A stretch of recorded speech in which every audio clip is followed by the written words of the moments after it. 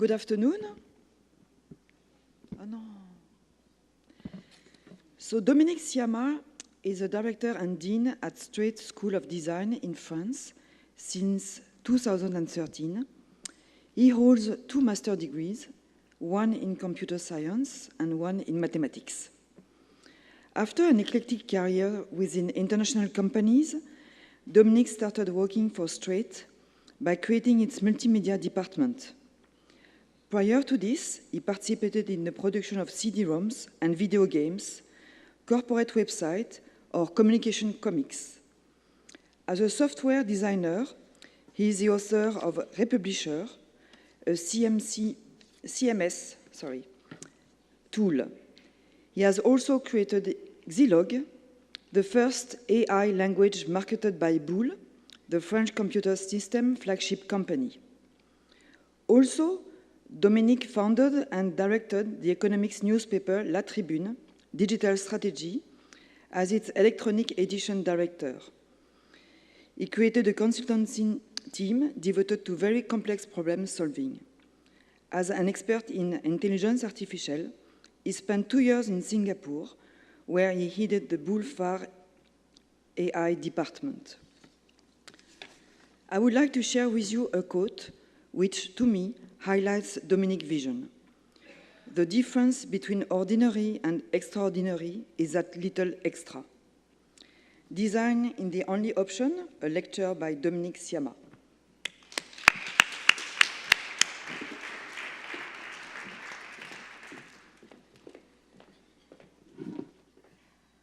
Hello. Thank you for being here. Thank you, Gilles. Thank you, Marie-Laure, for inviting me for this keynote. Thank you for Coast for existing, because it's a fantastic place. It's an incredible place. I would like to share with you the vision that we have on design, because we think effectively that without design, this world is at risk, actually. So, why? Because we are going from a world to another. And the old world we are living, actually we are living L-I and L-E-A, is a material world, okay? Very much pyramidal in terms of power sharing, in terms of decision making, in terms of management. Very local. All the issues are local. Were local. Very much regulated. The states had a lot of power in this world because the markets were local. Closed, very much. Frontier did exist in this world, and with the less educated people and passive consumers. Okay, this is the old one. The next one, almost there, is digital, not material anymore. Reticulated. The pyramid now is dead, and it's a network of people, of situation, of forces, of information, which is the environment in which we are living. Global, meaning both local and global issues at the same time. Deregulated. Look at Google. It's not paying any tax anywhere. Open. Yes, an open world. Internet is definitely the symbol of that. And that's good news. Educated people, critical thinking, critical people, and they are tools. They can select what they want. And the internet, again, is the tool for that. The previous word is a word based on René Descartes' philosophy, meaning that if you want to solve a problem, then divide it into pieces and solve each piece. This is the analytical way, and this led to the Industrial Revolution. The Industrial Revolution is based on separation. We divide everything into tasks, and everybody is working on his or her own task. So it's a decomposed world, it's a sequential world, it's a linear world. So it has been very efficient. Without René Descartes, no industrial revolution, because no analytical thinking. But we have to leave René and we have to marry another guy. And this guy is Edgar Morin. Edgar Morin is a French philosopher, French sociologist who have been working since the 50s on complexity. And he pushes us to think in a different way. So not to be analytic anymore, but to be synthetic. So to have a look at the big picture. To look at complexity. Complexity is an opportunity, a reality and opportunity, and we have to embrace complexity. Parallel rather than sequential. Yes, people are working, processes are running, information are broadcast in a parallel way. So we should adjust to that, to parallelism. And it's a reticulated world, so the network is now the paradigm. So in the previous word, the word was an assembly line. Everybody was working on a perfect task. So like Charlie Chaplin in modern times. So without knowing what we are contributing to, we are doing the same gesture again and again, and we don't know that at the end we are producing a car. We are just doing this, and we don't care about the car. In the new world, the word is a Romanesque broccoli. So I don't know if you know the Romanesque broccoli. This is a Romanesque broccoli, okay?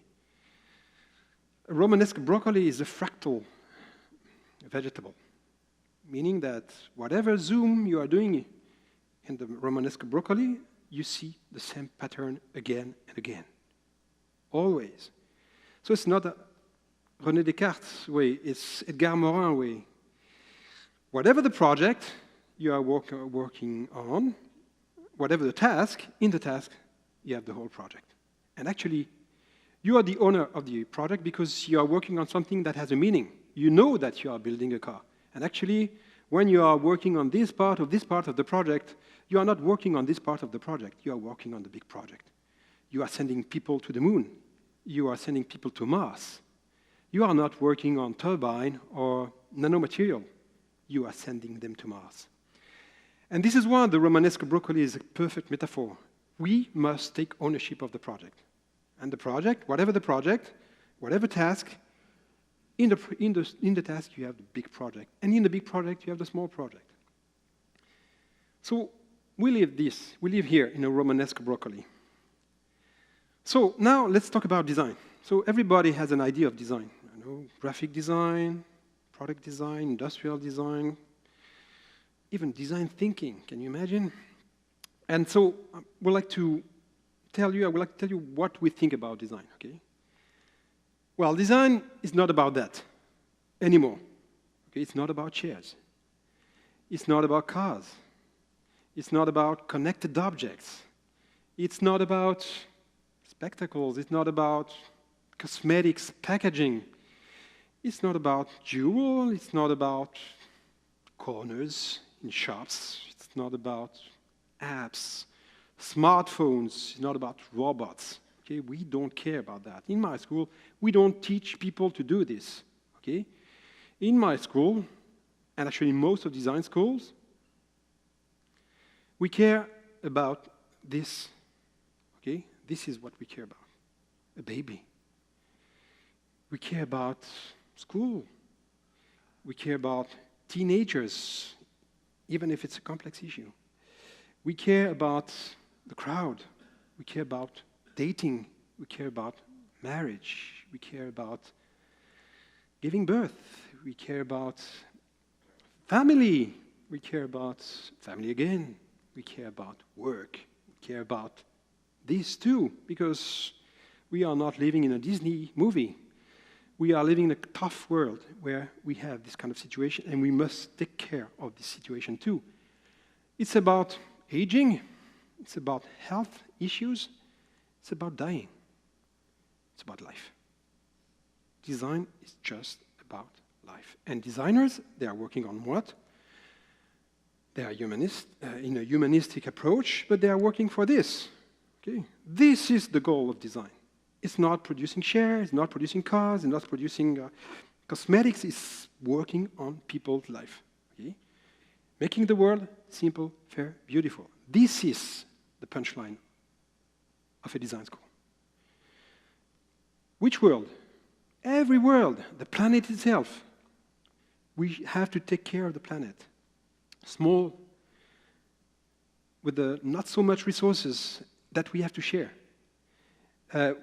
but all the civilization on this planet, all the nations on this planet, all the region on this planet, on the city, all the neighborhood, all the houses, all the rooms, all the people in the room, and even what is in the head of the people in the room. Okay. Those words, they are embedded, okay, and we have to take care of all of those words. Why simple? Because we are living in a complex world, and this complexity, as I told you, is an opportunity.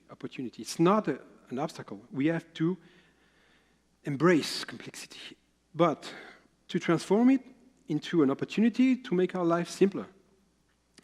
Fair, definitely fair, yes, because it's for everybody. I mean, everybody deserves a good life, not only some of us, everybody.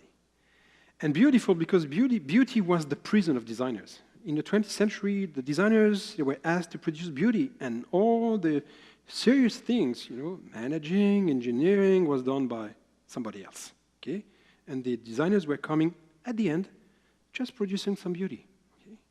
This is finished, okay? Now, we are not producing any beauty in objects, but we are producing beauty in life. So, design, where does this word come from, okay? It comes from an Italian word, meaning disegno. And what does it mean, disegno? And this is Leonardo da Vinci drawing, okay? Disegno has two meanings, okay? The first is drawing. Disegno means drawing, the ability to represent, okay? But the second meaning is this, plan. Where are we going? We are going there, okay? By doing this, I'm doing design because I designate something, okay? And designate comes from design, from disegno. This way, we are going this way. So I'm I'm giving a meaning to my drawings, okay? And why I draw? Because I have a plan. Actually, a plan is a drawing, okay? We have plans. We have to give meaning to every project that we have. And this is the beauty of design. Design is not only producing drawings or volumes or shapes or whatever. It is thinking and producing to move toward a given direction. Giving meaning to a project, giving meaning to an action, is doing design. So, what is a designer? What are the qualities of a designer? The first quality of a designer is this, questioning. Actually, design is in the question. Okay? We come from a world, the old world, where, good students, when they are asked a question, what do? They do this, and they give the answers. Okay? In a design school, when you're asked a question, never answer the question. Destroy the question, rebuild the question, and then answer the question. Because you are not sure that the question is a good question. When you work with the customer might have already the solution in the question. And so you have to challenge the question every time. So the first thing a designer is doing is questioning the question. And then observation. If you want to work on human situation, then you have to observe human situation rather than having prejudice on it. So be empathic. You must put yourself at the place of not only your customer, but your fellows, your peers. Proposing and testing, okay? So imagining a lot of possibilities after your observation. The second one is representing, okay? This is a big difference, okay? Representing, you have to work with your right brain, okay? When you are reasoning, you are using your left brain. But representation is not only a final step of a design move. It's the first step. When you think, you represent. When you observe, you represent. When you imagine, you represent. When you explain, you represent. When you stage, you represent. It's always about representation. Narration is a representation, and even seduction. Okay? You want to make sure that this guy or this company will buy your idea. You have to seduce him.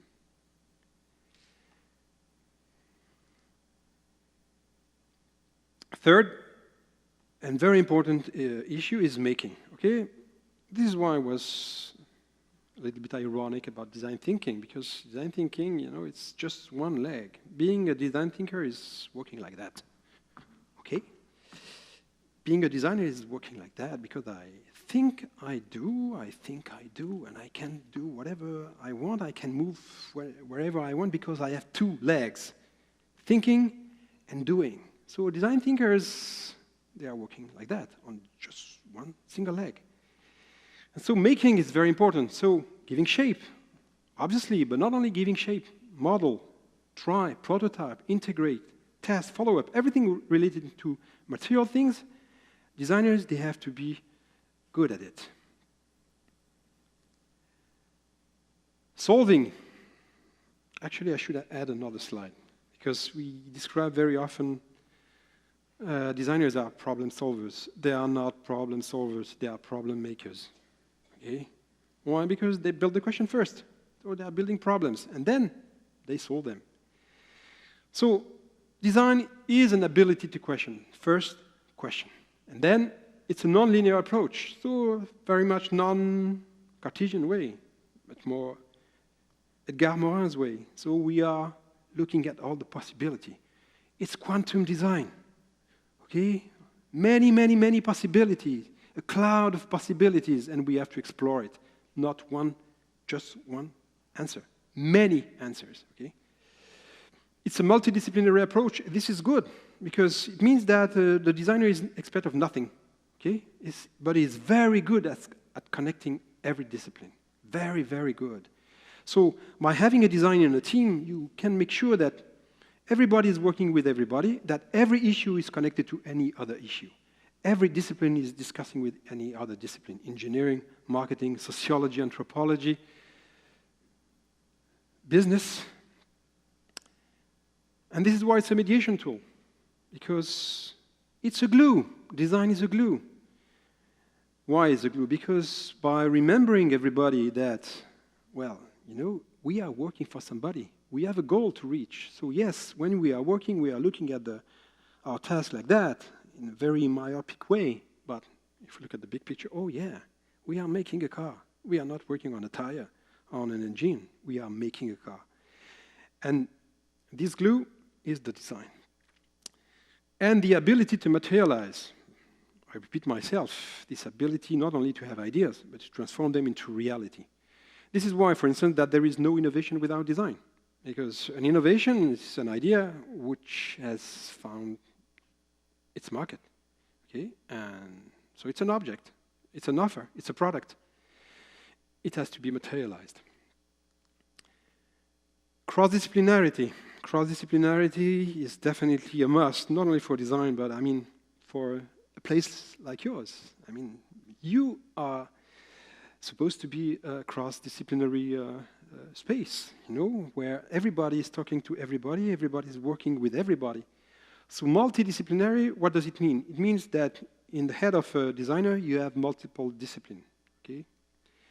Pluri means that we can work with other disciplines. Trans meaning that some issues can be shared by many disciplines. Oh, too fast. And this is very important. You know, creativity is not one more quality, it's a horizontal quality. Whatever you do as a designer, when you think, when you observe, when you represent, when you ideate, when you communicate, when you collaborate, you are always creative. You are looking for a new way of doing it. So creativity is not just a quality that you are using just when you are trying to find new ideas. No, no. At every step of the process, you have to be very creative. So let's look at the design impact, okay? And we are going to look at some figures, okay? Well, the first thing with design is to create relationships. So design impact on companies, okay, on corporations. You know this one, okay? One of the biggest corporations in the world. The highest value on the stock market, Apple. How did they succeed? They succeed by doing this, by creating a relationship between the brand and its customer. Okay, how? By doing design. Design is at the heart of everything in Apple. Okay, everything. The product, the service, the spaces, such as the Apple Store. Okay, so the relationship is key. Creating the relationship is the best way to make sure that your customer will not look for another provider, because the customer loves you, okay, because there is a strong relationship. And this is particularly true for the people using Apple. This is very interesting, also figure. Philippe Picot is the designer, the VP design of Carrefour. Carrefour is one of the main retailers in France. He has been working for a very famous company called Decathlon, providing sports-related goods. Okay, and he has been, I would say, modelizing this in a product development. When you look at all the investment done, the part related to design is 1%. 1%. So very, very little, okay? But this 1% is generating 40% of the perceived value of the product. So you can imagine the impact of having or not having a designer in your team. Because you want to create value for the customer, then you need to do some design, because this has been measured. 40% of the perceived value is coming from 1% on investment. So it's quite a good investment design. 1% is not so much. But creating value for the customer, but it's also creating value for the shareholders. Good news, okay? Look at those two curves, okay? The first one in gray, it's just the Standard & Poor's index, okay, between 2003, 2013, okay? In gray is the index itself. In blue, just the companies who have been investing in design. Okay? Look at the value of their stocks. Okay? 228% more. So I'm a shareholder, I will invest in companies having design inside. Now, let's have a look at the strategy. Okay? Actually, the way to embed design in a corporation strategy or in a corporation. This is called the design ladder, okay? And you can see that depending on time or size or culture of the corporation, you have 4 different approaches of design. The first one, which is the major one, because most of the companies are in this stage, is no design at all. So design is not an issue, okay? It doesn't play any role. Second one, very, very much the one that we had in the 20th century, is design as styling. So it's about aesthetics. It's about creating beauty at the end of the process. Most of the companies doing design in the 20th century, they were at that stage. Okay? Then design as process. Then you are going deeper into the organization. You want to make sure that design is not only about the output, but perhaps about the condition to produce. And then it becomes a little bit strategic. And the fourth one is design as a strategy. Actually, why school, Strate, is called Strate, it comes from strategy. And so when you want to be a very successful company, then you put design at the highest level, and you have a VP design as a member of the board. And all the strategy is led by design. Why? Because in a world where you want to keep your customer, then you have to consider them as grown-ups. They can change providers as they wish. So if you want to retain them, then you have to build a strong relationship with them, so to consider them very much. So to put design at every step of the production, and even more, everywhere in the company. So, how to do this? How to transform a company to a successful company? But first of all, because most of the companies, they don't have designers. train non-designers to design thinking. This will not transform them into designers, but this will help them to understand the way designers are thinking and how to work with designers, and perhaps, and probably, to do their own job in a different way. When you're a manager, a marketing guy, an engineer, and you have been trained to design thinking, then you're not the same anymore. It's like an epiphany. You are doing things differently. Okay? You feel more free. Second one, hire designers, because it's an illusion to think that you can do design without designers. Okay? Even if design is bigger than designers, definitely, because design belongs to everybody. It's the company's project. Well, designers are like magnets. They are producing the force field of design that everybody is taking advantage of. Okay? But you need magnets, and those magnets are designers. So, yes, definitely train your previous staff to design thinking, but hire a designer. Not so much, but sufficiently enough to produce this force field of design. This is quite a thing too. Work in project mode. So you have to get rid of the old way of linear thinking, linear working, the process, the assembly line. No. Since everybody is the owner of the project, everybody is a peer. Okay? And everybody can contribute whatever dimension to the success of the project. And so to do this, you have to work in project mode. You will have always project leader, but the way a team is working with design as a glue is definitely different than a process-driven project.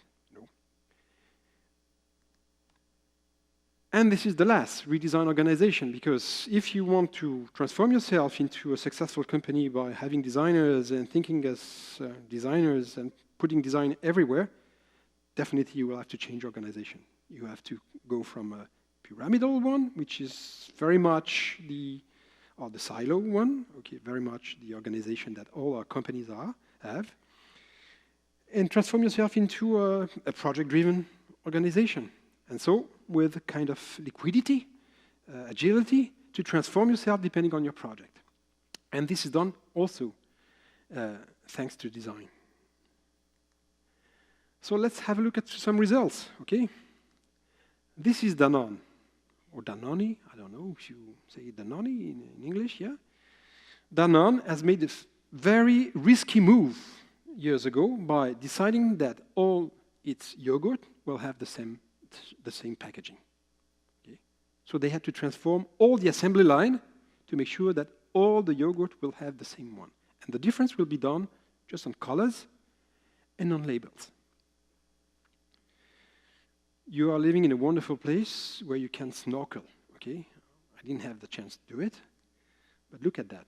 I don't know if you know this mask for snorkeling. This has been invented by Decathlon. It's a fantastic mask to do snorkeling. You cannot find a better snorkeling mask than this one, okay? So you should try to buy one on Amazon. You will see this is the spot to use this kind of mask design. Decathlon is the biggest design employers in France, 250. Espresso. I'm pretty sure you have been buying some espresso and you have been entering into an espresso shop. When you are entering an espresso shop, you feel like a king. Okay? You feel like you are entering a jewelry. Okay? Everything has been designed in order to make sure that you will be feeling as if you were the most important person in the shop. Okay? Everything has been designed for that. Airbnb. Who created Airbnb? Airbnb has been created by two designers. Rhode Island School of Design, Airbnb. They invented something which is not material at all, even if you have beds and rooms, and which is the service. But not only companies, look at that. This is not a company, even if sometimes we describe Singapore as Singapore Inc. Okay? Singapore is a very small country, which was one of the poorest countries 50 years ago, which is now one of the richest countries. Okay? Why? Because they have a plan. They want to go there. Okay? Like, actually, you have a plan here. In course, you want to go there. And even states are able to define design strategy and to put design at the heart of their strategy. The project leader of the design strategy in Singapore is the Prime Minister himself. Okay? They created the Design Council in 2000, and they have been through 3 strategic plans. And not only they have planned, but they are able to implement them. They have the money, they have the people, they have the pressure also of the outside world, and they know that without water, agriculture, oil, the only thing that they have is the people mind, the people ideas. And so how do you want to leverage people ideas? By putting design at the center of everything.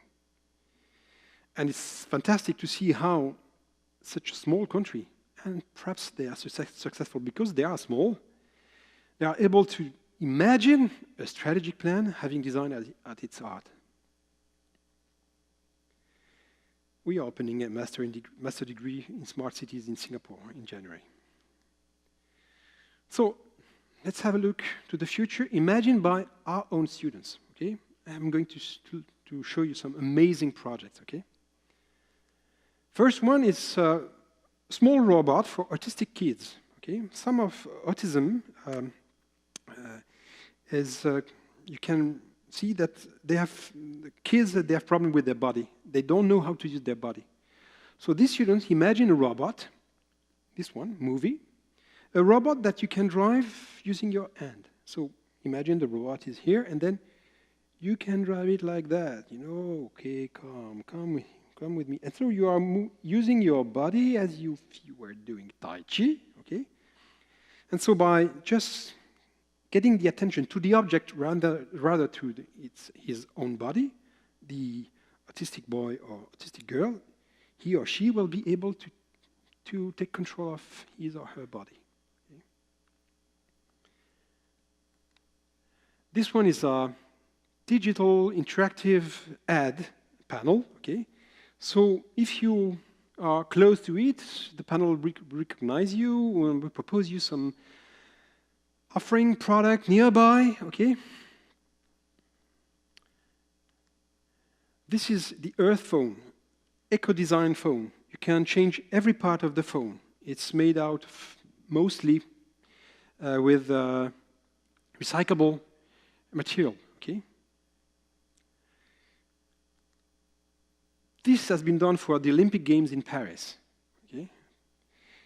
A project. Okay. Imagine a basket, which is not a basket, which is a kind of pencil, full of sensors. And when you are moving around in the city, everything will be enlightened by your presence. For instance, you are running on the Pont Neuf, on the bridge, and then the lights will follow you. You are running in front of a window, a jewelry window, then something will happen in the window. So it's a kind of pencil allowing you to act within the city. This one is really crazy. This guy invented a system I'm going to invent a new word, augmented reality. I don't know if you heard about it. It's a new concept. Okay, you can add information on the world directly. And actually, this guy imagined a system where you can add any message on the world. Actually, the world is my blog. I can put message everywhere, like graffiti, you know, like graphs. And anybody who is, I would say, a subscriber to the system will be able to see those things around that have been put by other bloggers on the... So it's this new concept of augmented reality is really crazy. I think we are going to deliver a patent to this. Why I'm saying so? Because back to the future, remember? This project is 2008, so 9 years from now. Okay? This project is 2007. This project is 2006. And this project is 2005. So the Olympic Games, yes, but the one that we lost, 2012. Okay? And this project is 2003, so 14 years ago. So what is this demonstration? This is the demonstration that designers, they can imagine all the possibilities, all the opportunities. Okay? They can imagine what they can do with augmented reality before Google. Okay? Way before Google did this spectacle, which is now in the Museum of Failure, okay? The Google Glass. Okay? So, and now, what are they doing? Okay? Now they create startups. This is a startup, the most successful fundraising in Europe by a startup, Robin Barata, class of 2011. $1.5 million, okay, for this little machine transforming your smartphone into an instant camera. Looney, my story factory. Imagine a radio, which is not a radio, which allows you to choose a hero, an environment, a bad guy. Then you push the button and you get the story without any image, because this is the iPad killer. Okay, because I'm pretty sure that some of you have kids, and today what do you do with kids? Well, when I was a young boy, my mom or my father was telling me some stories, bedtime stories, okay? No images. I produced myself the images. But now with the iPad, I mean, you have to look at the images. Those are the images that are imposed to you. With this radio, no images, just sound, just stories. But still, it's combinatorial. You can produce as much story as you want. And this was a degree project transformed into a company, a very successful company. Very soon, the English version. Plume Labs, tracking pollution. This was at Paris COP21. This one at Davos, a startup created to track pollution thanks to the citizen participation. Okay? And the designer of these products and services is Ghislaine Moulet, class of 2014. Cars. I know that you like very much cars. Okay, this is the concept car of the year 2017. Okay? And everything has been designed by people from art school. Okay? Interior, exterior, interface.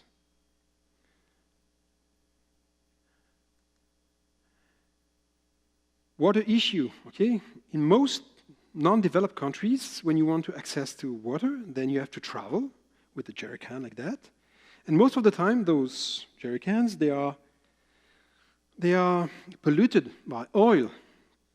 And those two girls who won the James Dyson Award in 2015, they invented a kind of envelope that you can put, into the jerry can, and then you open it, you put the water, and the water is clean.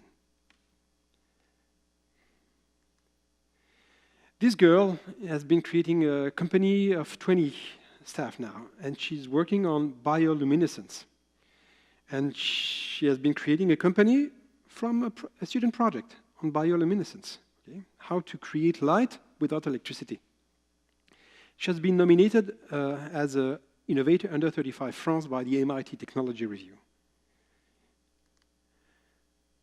Those two girls, a designer, a girl coming from a business school, HEC, one of the most famous business schools in France.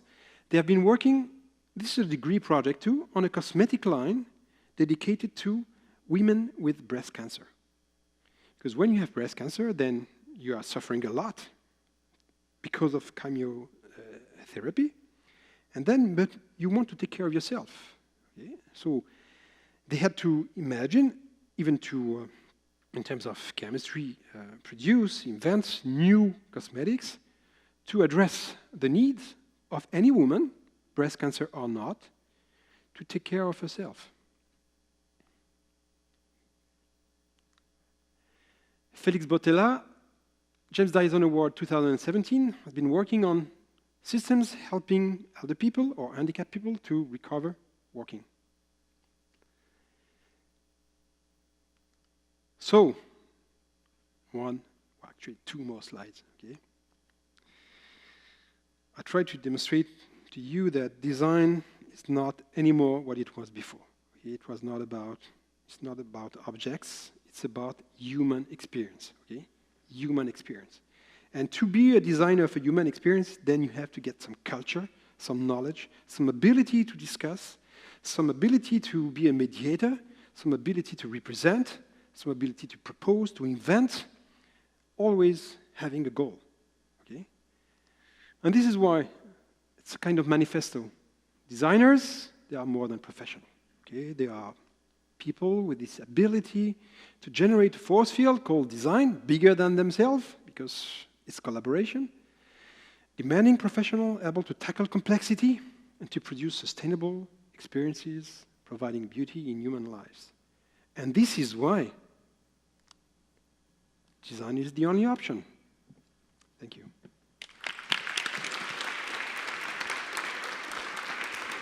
Thank you very much, Dominique. I'm very sure you have some questions. Can I drop it? Oh, oui.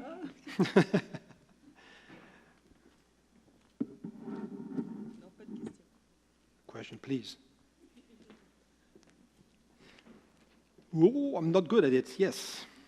Hello. As our problems get more and more complex, or our projects get complex, we need people that are really experts in some fields to be able to solve the problem. So when you have a team and everyone is contributing just to their field of expertise, how is that non-linear, or how do you make it a non-linear way of solving the problem? Do you understand what I'm saying? Yeah. So you're talking about the fact that you are handling very complex scientific problems with an expertise and... Yeah, if you're solving complex problems, it's really hard to make everyone work at the whole project at the same time. Since you need people who are experts in computer science, let's say, and then someone who knows human psychology. Because this is the way we have been working so far. But I can tell you, and we are working with a research lab, we are putting design in a research lab. With the design, you have the ability to create a discussion. For instance, you have an idea. You don't know how to represent it, to share it. You can draw something. And somebody who's very good at that is the designer. He can transform your ideas, your proposition into a drawing. Okay? And then you have an object on which you can communicate. Different people, different expertise, but they are looking at something which they understand, because it's a drawing, it's a representation. And then the discussion can start. This is why I do think, actually, I did say that at the round table yesterday, that having designers in a research team is the best way to create a link between the people. Because it's a kind of new language, a kind of natural language that links all the issues together. It's not as easy as it appears, but it's a necessity. If not, everybody's working on its own silo, hoping that eventually it will produce something at the end. It's a difficult task, because the real difficulty is not operational, it's cultural, because we have been trained not to collaborate. Not to collaborate with this idea that, for instance, science can do everything. Not true. Marketing can do everything. Not true. What can do everything? Collaboration can do everything. How do we collaborate? By talking to each other. With which language? Design. Design is the language. Thanks. What kind of courses do you offer to your students? Thank you for the question. Very interesting. It's a multidisciplinary curriculum. So they will go for the first year through everything relating to representation. So drawing, modeling, painting, color theory, sketching. Okay? They won't have the right to touch a computer the first year. This is forbidden. Everything is done by hand. And then they will go through writing. They will go through communication, even philosophy. They will go through a professionalization curriculum. So which kind of professional do you want to become? And then they will do some 2D, 3D, marketing, sociology, and a lot of projects. First year, second year, third year, fourth year, fifth year. It's a 5-year curriculum. Okay, it's a master degree, 5-year curriculum. And so you will have human sciences, marketing, writing, representation techniques, software, and a lot of projects. It's a project-driven pedagogy. So, and most of the projects are coming from the industry. So companies are giving brief that we destroy, because we destroy the question, rebuild, and propose. So it's a very multidisciplinary but project-driven approach. So thank you very much. I had two questions. So the first one is how much design, or at least the approach to design, is universal or not? I mean, is there a different way of approaching design if you go to Asia, to North America, to Europe? I mean, what is the universality of this? So this is my first question. And the first question is more about, from a technical point of view, based on your experience with many collaboration with engineering schools and things like this, how do you help these schools? What is the best scheme to help these schools, like traditional engineering schools in France or whatever, to embrace design and to make this part of the engineer landscape or things like that? It's very interesting question. Thank you, Gilles. First question, I would say yes. It's universal, like thinking is universal, okay? I could say that, okay? Thinking is universal, so yes, definitely. Or mathematics is universal. But we have cultural bias, okay? In the US, in France, in China, in Singapore, and we are facing those cultural bias. So we don't want to avoid them. We know that we have to adapt to any culture. We have to adapt to the culture. For instance, some in India, for instance, or in China, students are waiting for some direction. They are asking us, what should I do? And we tell them, we don't know. Okay, you should find your own way. Okay, it's a difficult approach. We need 5 years to do that. Okay, so as usual, because we are pedagogues, okay, we have to adapt always. So, and I would say it's the same with the corporation, because it's about pedagogy too. If we want to share something which is not shared, we have to adapt to people, to engineering, to the marketing, to the management, and try to find our ways, to make sure that ideas are popping up, okay, in a very pedagogic way. So the first one. Second answer, we have quite a good experience in a relationship between engineering school and the most prestigious one in France, École Polytechnique, École Centrale, Arts et Métiers, Supélec, I mean, a lot of brilliant engineering school. What do? We do a project with them. So we have it's compulsory for our students. They have to go for an interdisciplinary project, 5 months, okay? Teams of 5. Sometimes hundreds of students divided in teams of 5, okay? With engineers, marketing people, and designers. Most of the time, engineers and designers. And they have to work on a brief. And they have not only, to divide the work in, okay, you'll do the engineering, we'll do the design. No, everybody is looking at everything together. And they have to go through the design process, the one that I described. Okay, they have to go. And not only we are working, students are working together, but the faculties are working together. So faculties from Polytechnique, from École Normale Supérieure, from Centrale, together with faculties from design school, they are working together. And they are fighting, because they are coming with their own prejudice. And it's good that they fight, because they are confronting their practice, their pedagogy, but they learn from that. We have been doing this for 10 years with ESSEC and École Centrale. We have been doing this for more than 7 years with Télécom Paris-Tech and École Centrale. It produced something always marvelous. Okay? Startups, okay? Chloe, the girl that had the MIT Under 35 Innovation Award, okay? Her product is coming from this kind of project called Design and Science Prize with Université Paris-Saclay. So an idea is coming up from a brief which was synthetic biology, okay? And they came up with this idea of bioluminescence, and they created a startup because there was a scholarship for the winner of 3,000 euros, and they started a company with the engineers and the designer. Okay. So I think that we have made the demonstration that through a project-driven pedagogy, driven by the design methodology, but with a strong collaboration with the faculties, we can be pedagogue of design within the engineering school. And the other, and this will be my last point to this question, We're also doing design electives in schools. 30 hours of, I would say, acculturation to design in engineering design school or business schools.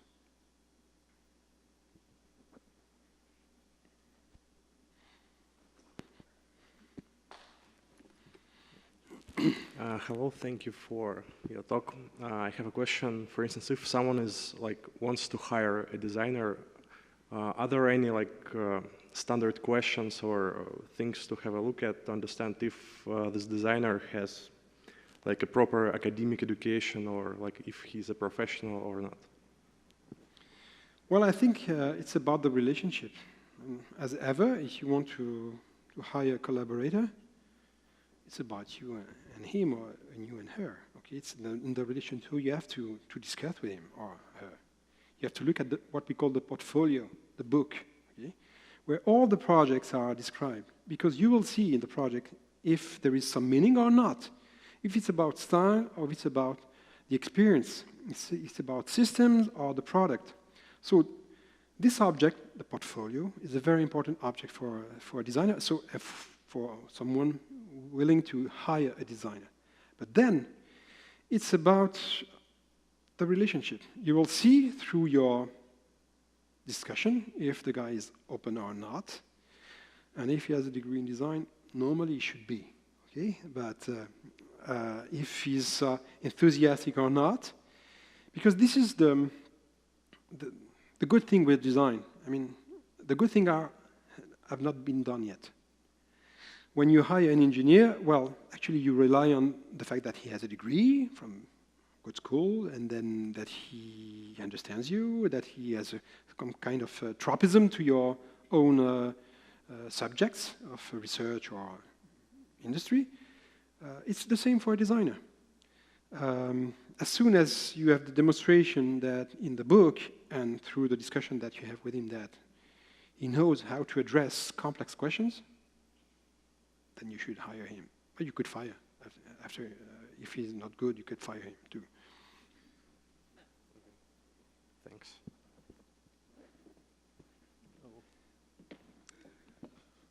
Another question in the back?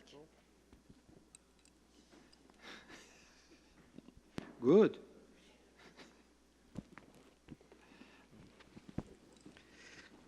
Okay, I would like to ask a question. If you are an instructor, you would like to select a group of students to perform a project, and you have many students. The question is, when you select the students, that you enforce them to be with each other? I mean, to select the students randomly from the list, or which is not like the reality, or you keep the student to select each other and make a group of the student to get an efficient way in the working together and perform the project. We do it the first way. The second question is, if you are going to select the students, like 5 students from each group, should you keep in mind that you put the good grade students with each other to get a high performance and good efficiently project, or you keep high grade with low grade, so the high grade student will encourage the low grade student? Okay. Thank you. So first question, we are doing this at random. Why?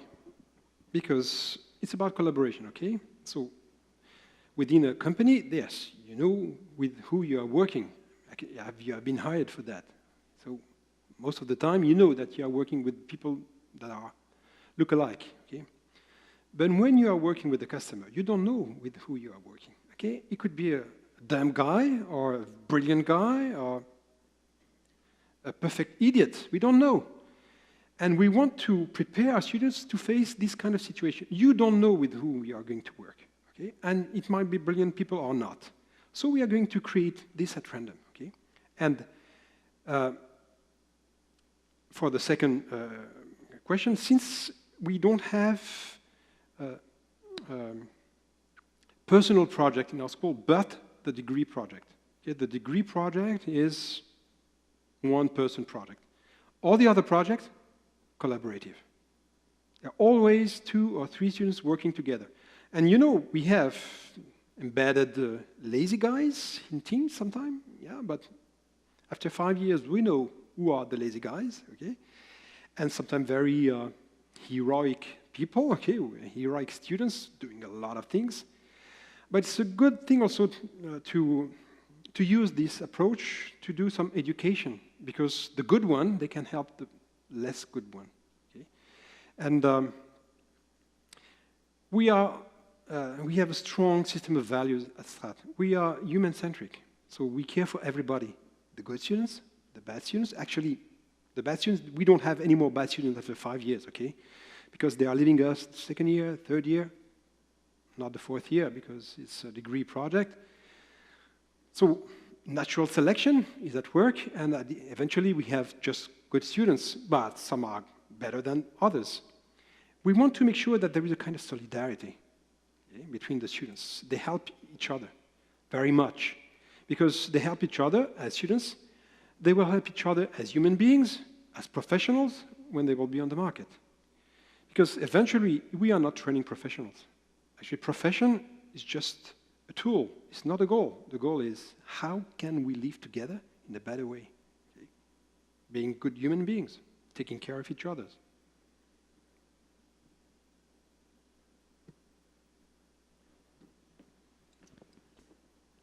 The last question, right? Yeah.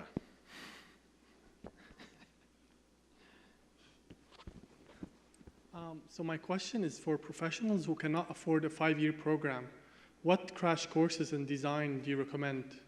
Very interesting question. That's a big issue. And more consulting companies, such as Accenture, for instance, or Deloitte, whatever, okay, they are training their own staff to design thinking, okay? And I think design thinking, as long as the training, which is always short, okay, is given by a design school, it's okay. Because you will be embedded into an environment full of design and designers, okay? So short training for people, professionals, not having the time to stop their work and to start a new curriculum, it's quite okay. Just to put you in the mood of design. Then you have, I would say, MBAs, okay?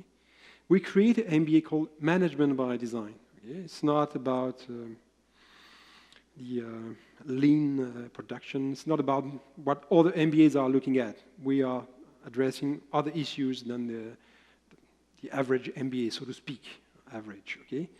And this is part-time. Friday afternoon, Saturday. 18 months. Well, 14 months, actually. Okay? And going through design projects, going through theater, going through artistic techniques, going through innovation history, going through innovation methodology, everything relating to innovation management, we do it. We have also 1-year curriculum called Master Innovation and Design for people with an engineering degree or master degree in business, okay, to transform them into innovative project leaders through design. Very tough program, but full-time program. But from 2-day training to a 14-month MBA, you have plenty of possibility. But there is another way, probably the best way. Hire designers, okay? Put some design into your organization, work with designers, and you will learn a lot, and they will learn a lot. They are producing this force field, this knowledge, because they have to share it. Design is shared. If it is not shared, it's not design, it's art, okay? And we are not doing art, we are training designers. So hire a designer, get an intern from our school, 6 months, just to try to see how it works. Read about design. Plenty of books. I mean, do your job. But change your company in putting some design in it, and you will act, think, live, behave as a designer. I would say my belief is that eventually there will be no more design schools. No design school at all. Actually, everybody will be a designer because design will have invaded all the education program, engineering, design marketing, design management, design science, everything will be infected by design as a virus. Good virus. Let's do a workshop during web, Tarek. Okay. Thank you very much, Dominique, for this beautiful discussion and presentation. Thank you. I would like to remind you that the keynote lecture tonight is scheduled at 5:30 here in the auditorium, and our speaker tonight is Andrew Bastavus.